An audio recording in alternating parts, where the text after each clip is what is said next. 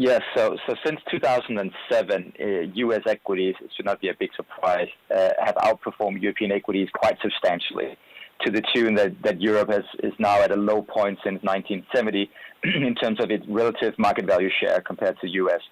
And that period from 2007 until today has coincided with the rise of digitalization, software, operating systems, cybersecurity, semiconductors, web applications, and the U.S. has dominated this technology vector.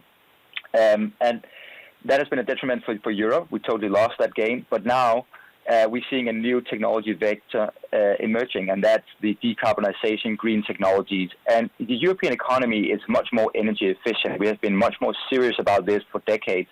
And that means that we hold better technologies, better IP, basically. And we think this is an extraordinary opportunity for Europe to get back into the game and produce very large companies that will be winners of tomorrow. And because both China and the U.S. will have to climb a decarbonization and green technology ladder that is pretty steep, and we have the technology, basically.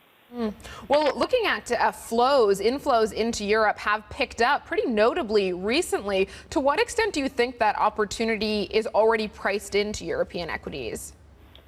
There is a lot of, price perfection being priced in these green technology companies, for sure.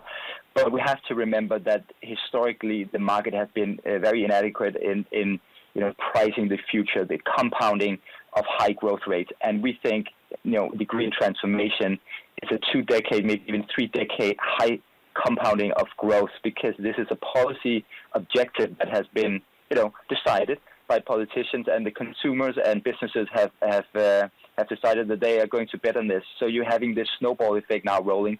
And we think that some of the largest companies in the future will be those that solve our environmental issues. So this is a huge opportunity, and we think investors should put a little bit less emphasis on the valuations and instead try to gauge which technologies will be huge and winners of tomorrow, and bet on those, of course, in a diversified way.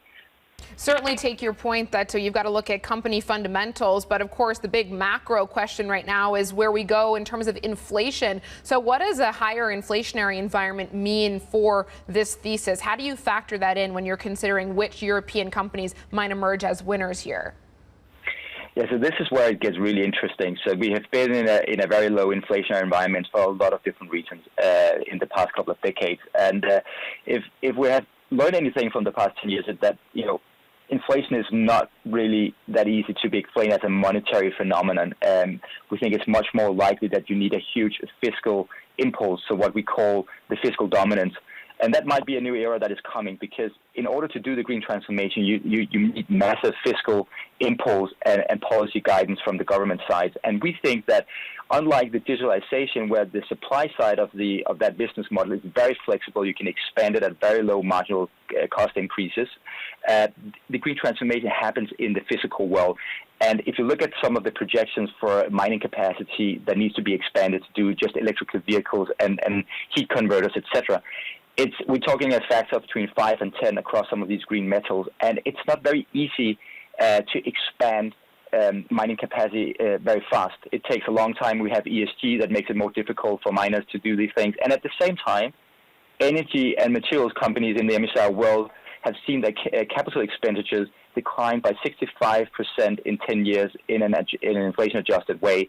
So we're having this push on the green transformation at the same time with very, very low investments going into this business. So we think there's a real risk of pricing accelerating even further, and that we are entering a new super cycle on commodities, because keep in mind, we still have the urbanization in China, India, and the rest of Southeast Asia galloping ahead.